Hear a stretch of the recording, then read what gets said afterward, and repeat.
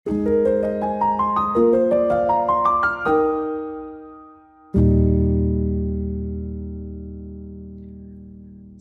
Bapak Ibu, bagaimana kabar Anda hari ini? Semoga kita semua masih dapat menikmati suka dan duka yang silih berganti kita rasakan sampai hari ini.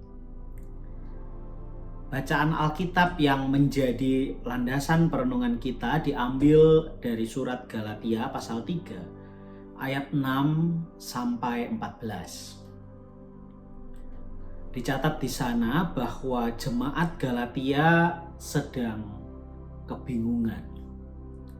Mereka galau.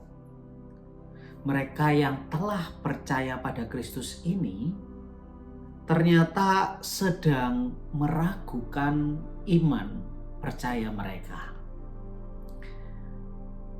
Nah, keraguan-raguan itu muncul karena adanya pengaruh yang muncul dari ajaran lain di sekitar mereka. Nah, ajaran itu mengatakan bahwa iman saja tidaklah cukup. Ya, ajaran itu mengatakan kalau engkau percaya tidak bisa hanya dengan iman saja. Mereka itu tidak hanya beriman, menurut ajaran lain begitu, tapi juga harus melakukan aturan-aturan secara sempurna yang ditulis di hukum Taurat. Karena hanya dengan cara itulah mereka bisa benar-benar mendapatkan anugerah pembenaran dari Allah. Mereka tidak hanya beriman, tapi juga harus melakukan aturan-aturan yang tertulis di hukum Taurat secara sempurna. Itulah yang kemudian membuat jemaat Galatia bingung, ragu. Nah, Ibu Bapak, bukankah kita sebagai umat beriman di masa kini juga seringkali ragu, seringkali berpikir begitu? Kita mungkin pernah merasa apakah imanku ini sudah cukup, begitu ya. Kita sering juga merasa bahwa kita perlu melakukan ritual-ritual keagamaan itu dengan perfect, sempurna. Tapi bukan untuk sebagai luapan syukur, tapi seringkali kita melakukan itu untuk merayu Tuhan. Kita sering melakukan ketaatan-ketaatan agama itu semata-mata untuk merayu Tuhan, supaya Tuhan melihat kita sebagai sosok yang setia.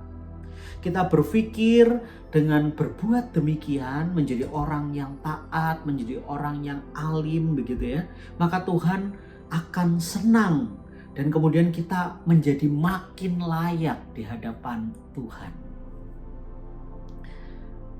Nah, Paulus di dalam bacaan Alkitab hari ini mengingatkan Bapak Ibu bahwa keselamatan itu adalah karya Allah.